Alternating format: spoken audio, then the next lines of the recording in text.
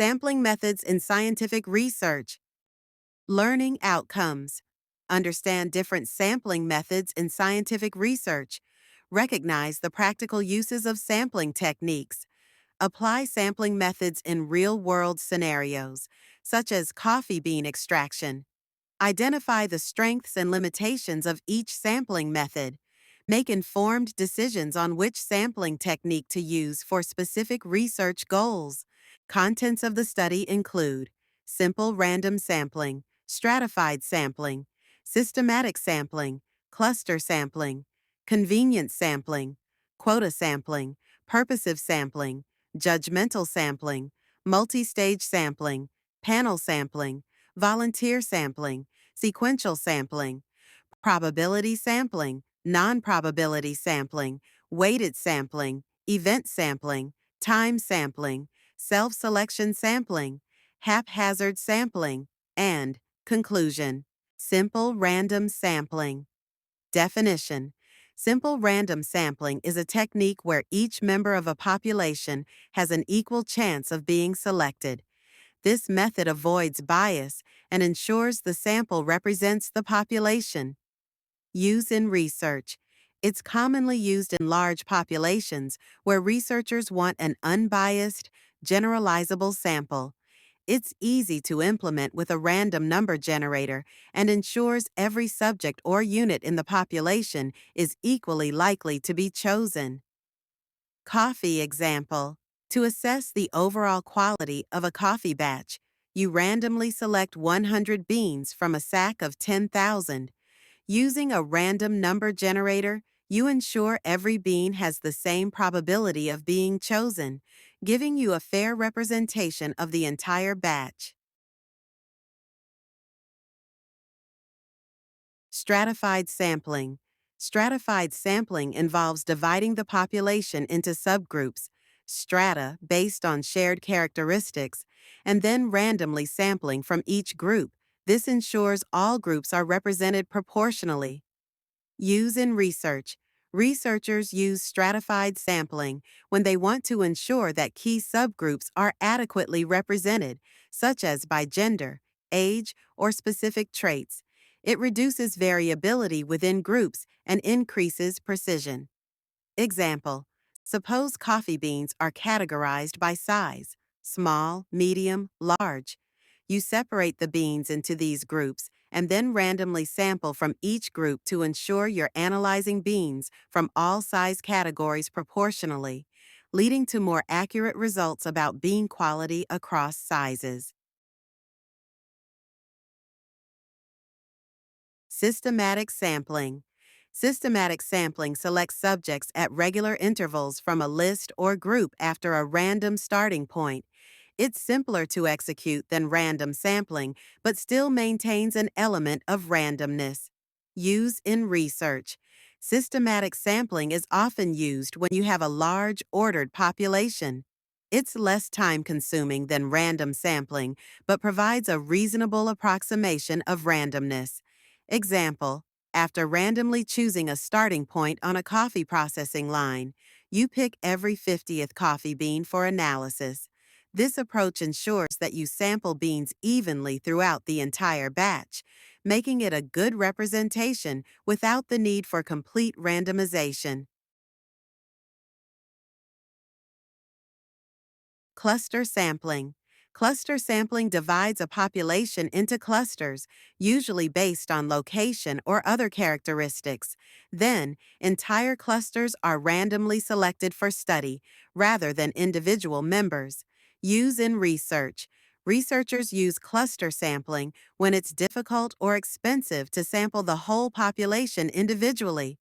It's especially useful in geographically spread out populations. Example. A large coffee plantation is divided into several fields clusters. Instead of sampling beans from all fields, you randomly select a few fields and then collect all beans from those fields. This method simplifies the sampling process while still providing a representative sample of the plantation. Convenience sampling. Convenience sampling selects subjects based on easy accessibility, making it a quick and cost-effective sampling method, though it can introduce bias. Used in research, it's used in exploratory research or when time and resources are limited. However, it often lacks representation and may lead to biased results, as it doesn't provide equal chances for all population members. Example, you collect the first 100 coffee beans from the top of a sack because they are easily accessible. While this method saves time, the selected beans may not represent the quality of the entire batch since deeper layers aren't sampled. Quota sampling. Quota sampling involves selecting subjects to ensure that specific subgroups are represented proportionally, with a set quota for each group. Use in research. Researchers use quota sampling when they want to ensure a balanced representation of different subgroups in the population, similar to stratified sampling but without random selection. Example, you decide to sample 50 Arabica and 50 Robusta beans to ensure both types of coffee are equally represented in your study. Instead of random sampling, you choose the first beans you come across for each quota, which allows for quick subgroup representation. Purposive sampling. Purposive sampling involves intentionally selecting subjects that meet specific criteria based on the researcher's judgment and the study's goals. Use in research. It's used in cases where researchers need specific insights and therefore select samples that are most relevant to the research question. It's common in qualitative research. Example, you specifically pick the ripest coffee beans from a batch because your study focuses on the effect of ripeness on flavor. This method helps target exactly the kind of beans you need to analyze for your research purposes.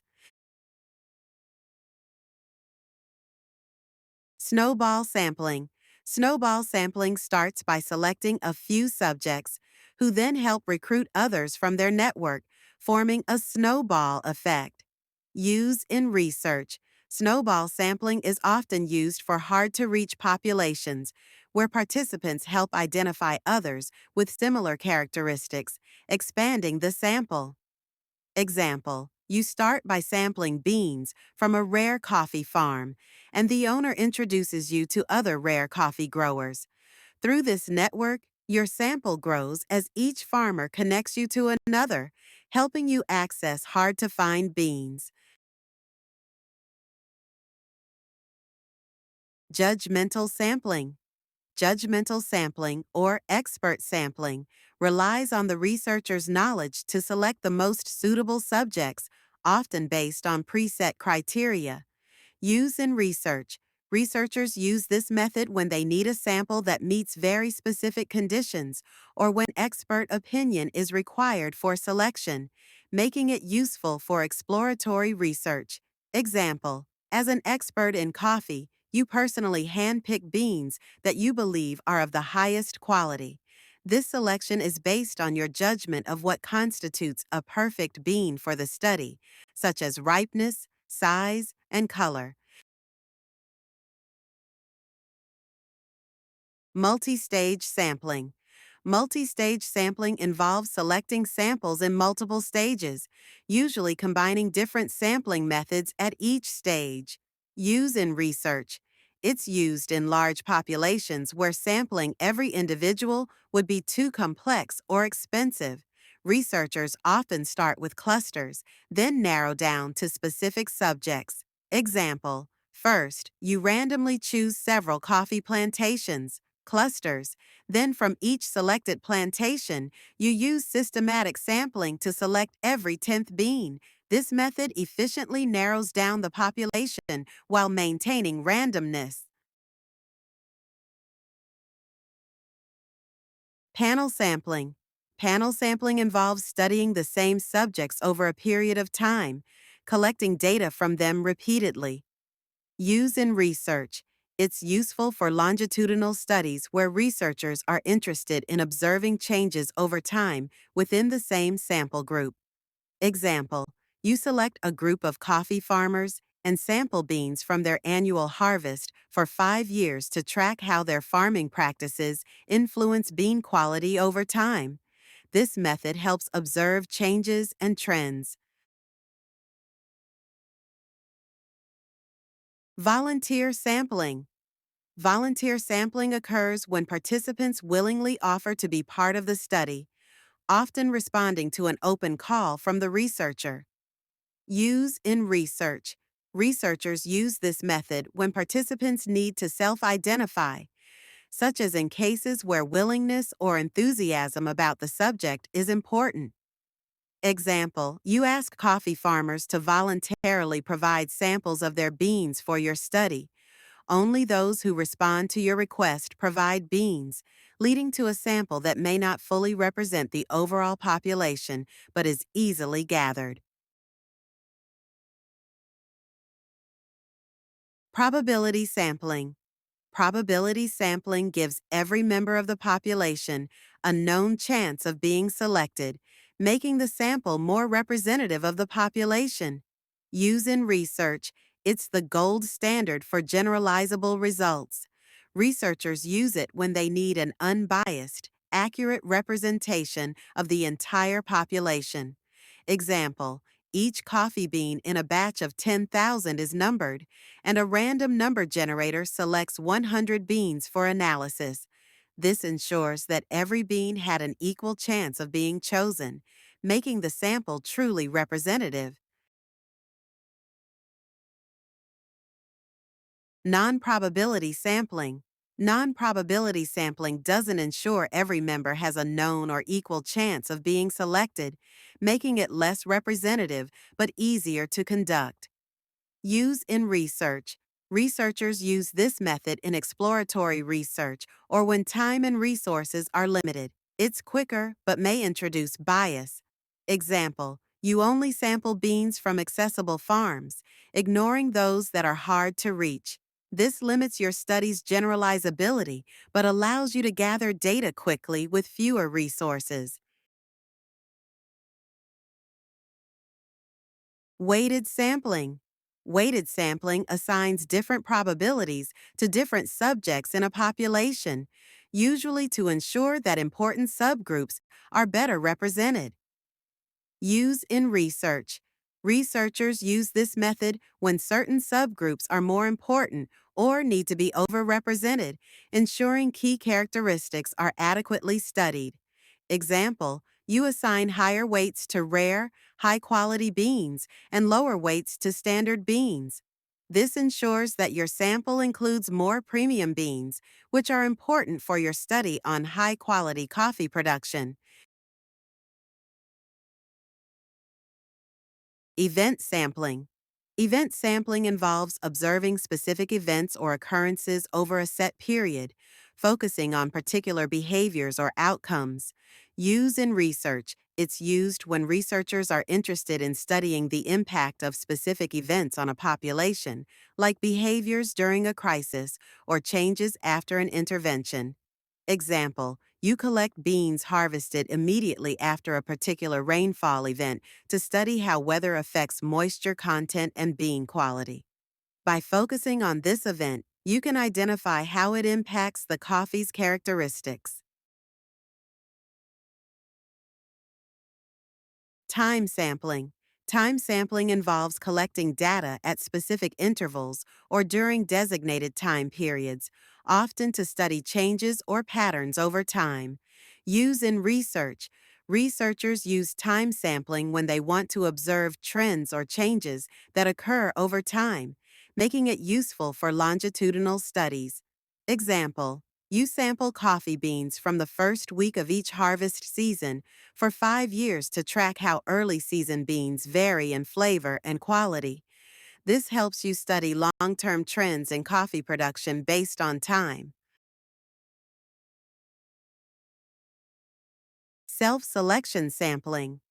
Self-selection sampling occurs when subjects choose to be part of the study themselves, often leading to samples that are biased toward more interested or available participants. Use in research.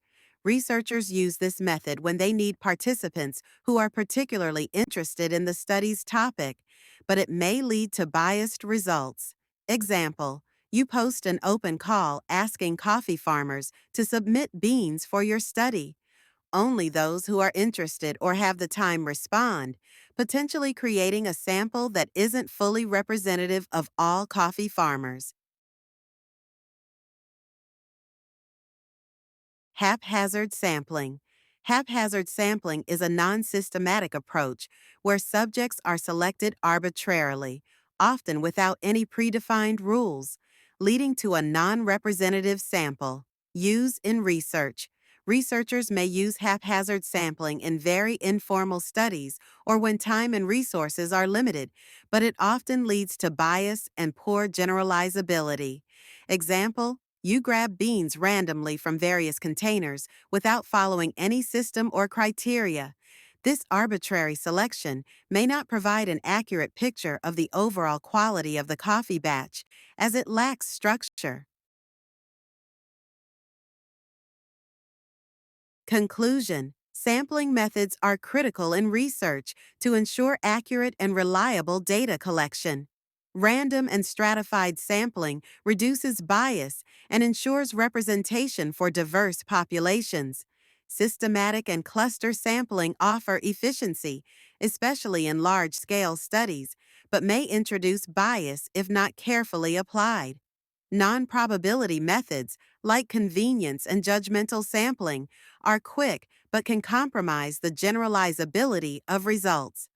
The strengths and limitations of each method vary, and choosing the appropriate approach depends on the specific research goals and the structure of the populations. Thank you for your time and attention.